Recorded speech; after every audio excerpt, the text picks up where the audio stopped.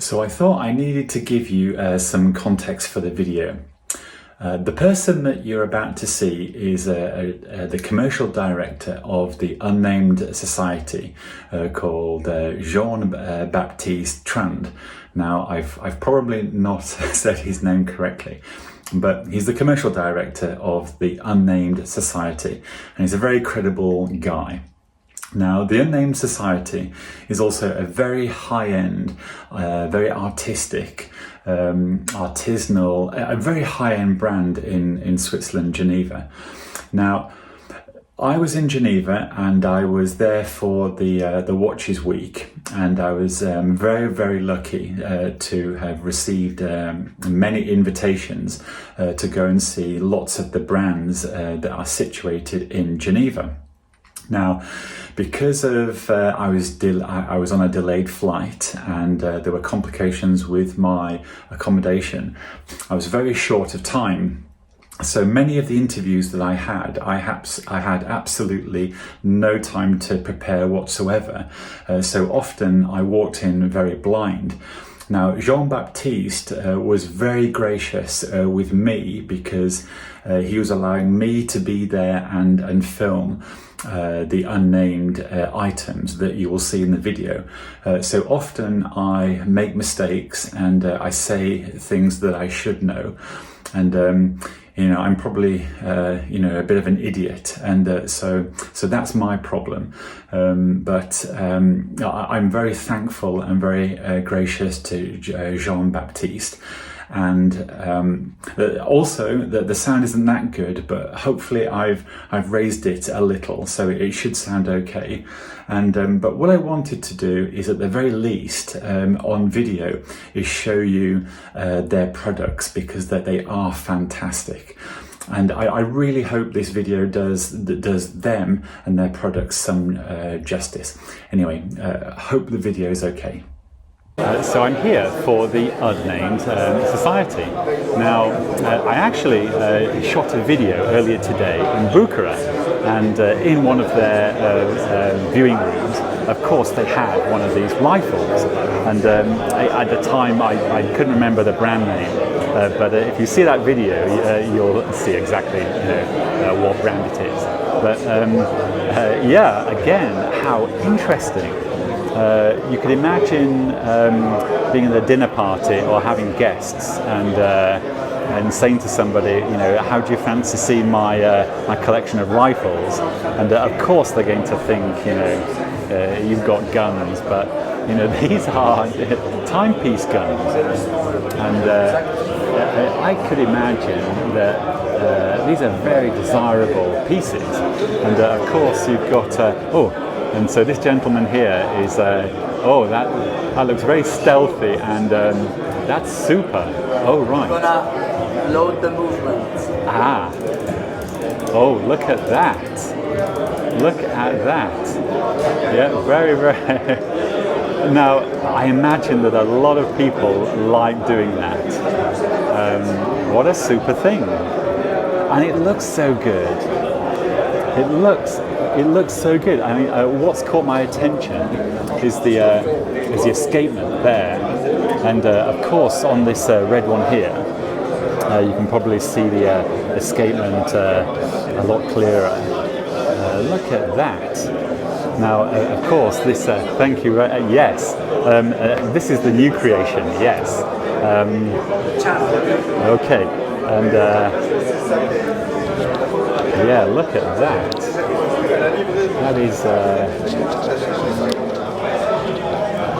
That is super. Check this out. You wanna play football? Ah, yes, yes. There you have. Yeah. Now, I know that a lot of people are going to like that. Absolutely. Yeah. Yeah. Carbon and lamp. Yeah.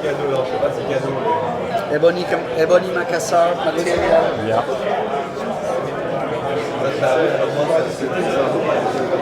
Yeah. Light is not good, but Yes. objects are. Yeah. They look great. I'm just thinking, which is my favourite? I imagine that if you like them, you probably want all three. Yeah, they are super. Look at that. And of course, this is the movement. And it's all in-house. Now, once again, look at the escapement. That is super. Yeah, that's very, very nice. Yeah, I think we have some examples of the colorways and the. Oh yes. Yeah, I mean these are all very desirable colors. Yeah, I could imagine people wanting. When you buy things like this, and the moment you have a question about which colorway you choose, of course it's very personal. So if you particularly like a color, you'll go for that. But I, for some reason, I imagine that if you like these, you're going to want more than one. And these colorways here are so lovely. They're very desirable. And inside. Yes, I would love to. That's the big baby. Yeah. Okay. There are 50 of them. Ah, right. Okay. And this gentleman will explain you. Hello. He's Jean-Baptiste. Hello, John. Hello, Stephen. Hello. Hello. He's the commercial director. Right. He's the commercial director and he's the Jim Bowie project specialist. Right. Great. I try to be. You try to be. Yes. Yeah. Take it with me. I will try to do it short and sweet. Okay. Because I think Okay. it's, this type yes. of content is supposed to be short and sweet. Yes. Yes. Is that right? That is absolutely super. Okay. I'm very grateful that long you've, story short, we talk about the project that we call the Jim Bowie project. Yeah. The Jim Bowie project is born like 3 years ago. Yeah. So 3 years in the making. Yeah. What we try to do is to pay tribute to the most ancient work and job in Herb. Yeah. Maybe not the most ancient, but one of. Yeah. And we ask a designer who is Tashi Barusha, Yeah. French designer, to pay tribute to one knife shape, Yeah. who is the Bowie knife, Yes. the traditional American knife style. Yes. And we ask him to bring it to the future. Wow. Then after that, we asked 26 of the best bladesmiths in the world. Yeah. Some of them, they have a book of 6 years. What? Yes. If you are able to get a slot. Yes. So Yeah. we asked them to work for us Yeah. to do a collection of 50 knives. Wow. The only rule was to respect the outlines. Yes. And inside, they were able to do what they want. Yeah. So 26 for a collection of 50 knives. Yeah. Some of them have done one, some of them have done two, some of them have done three, depending on their planning. Yeah. And here, for instance, we talk about Jonathan Franco. Jonathan Franco is a Brazilian bladesmith. Yeah. He's a mastersmith. Mastersmith is the highest grade you can get Yeah. in what you do. So Yeah. it's like in the watchmaking, Yeah. you are master or not.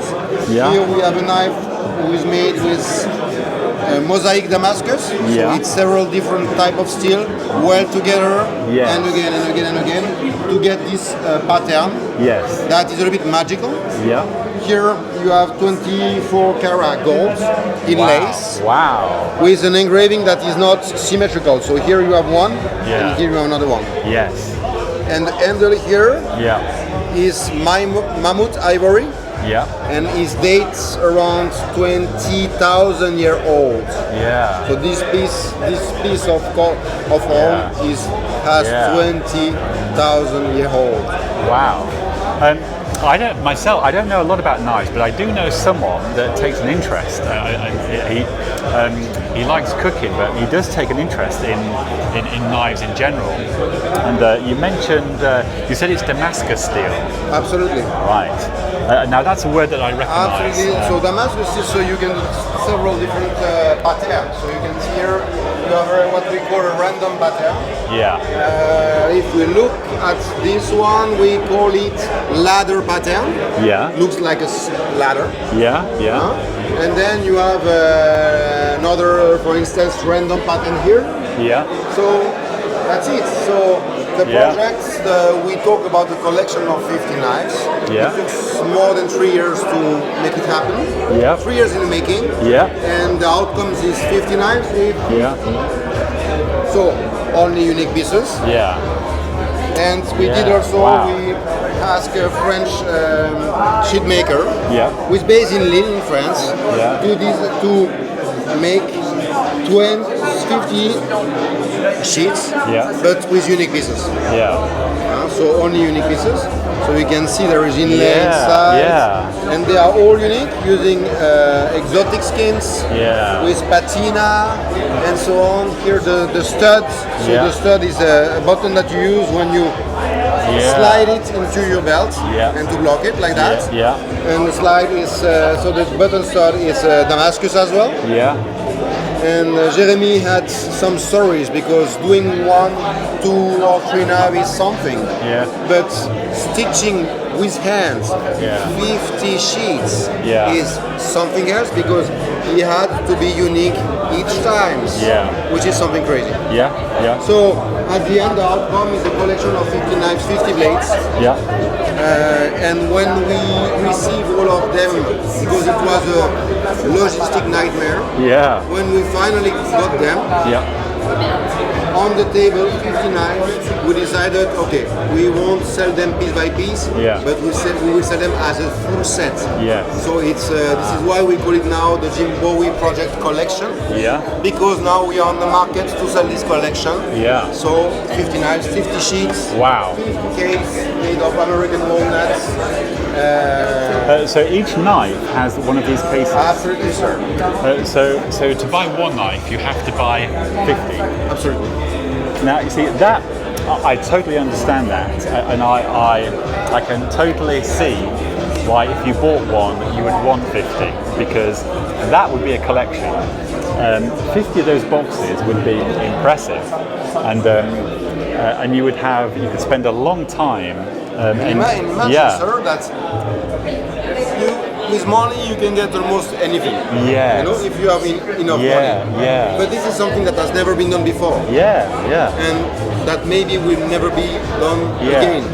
So it's absolutely unique.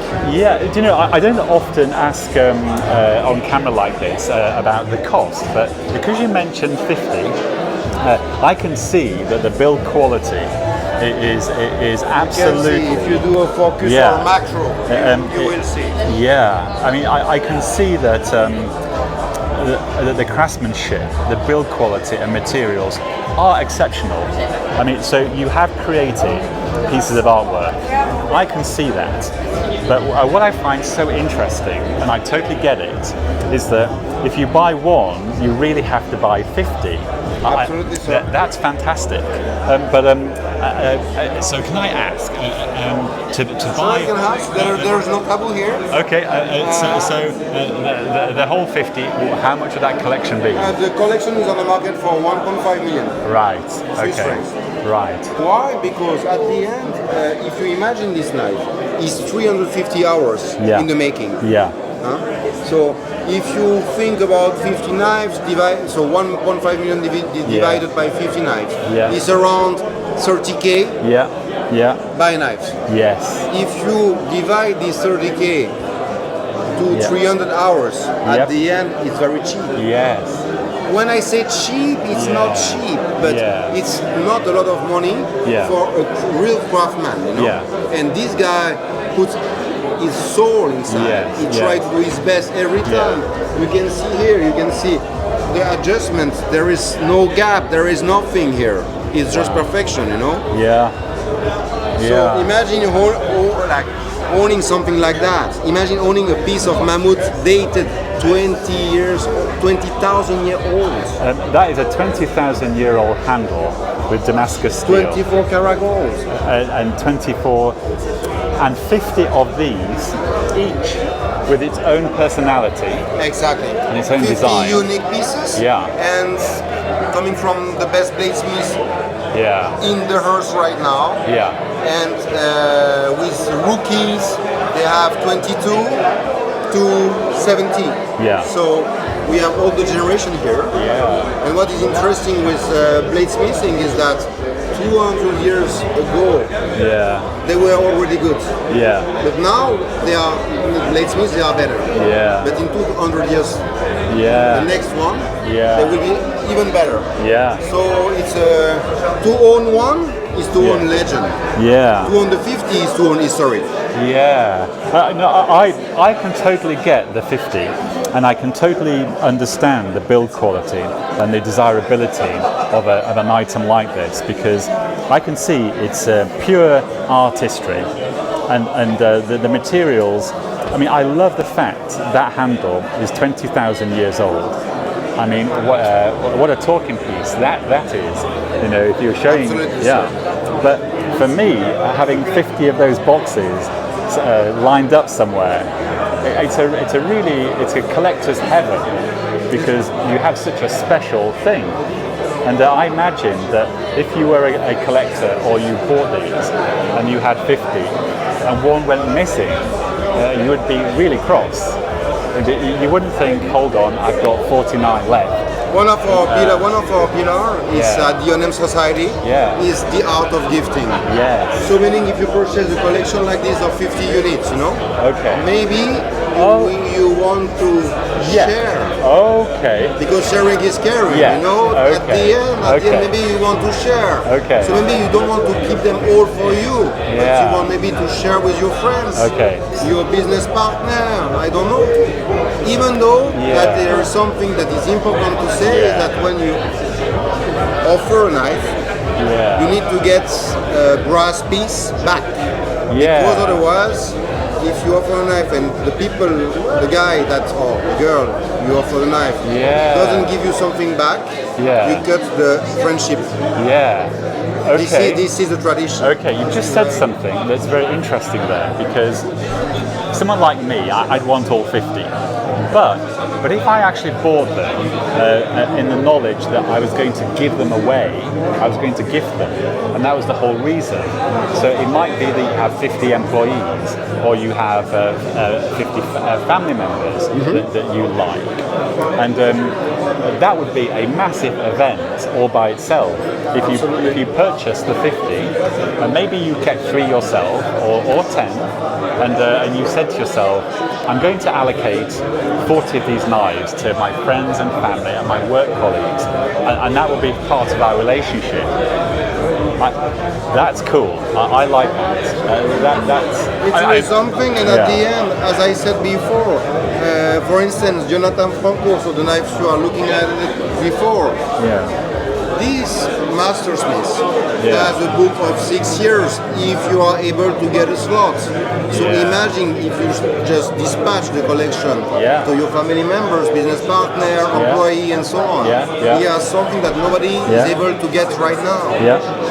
And the pieces, they will take value in the coming years, because they have an history, they have a background, and this is really what we want to do.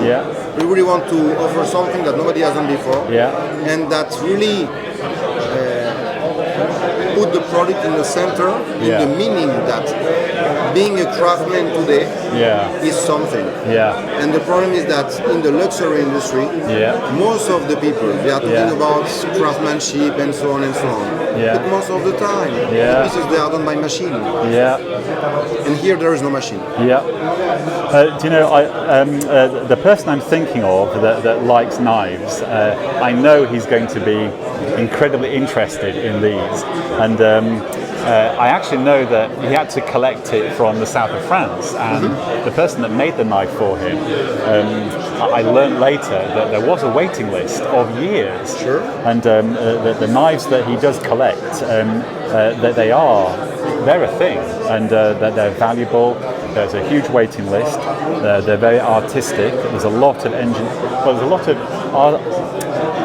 artisanal craftsmanship. Obviously, these really are right at the very top. I mean, I'm trying to think of a word. Look at the small details here. Yeah. Look at that. Yeah. Look at this shape here. Yeah.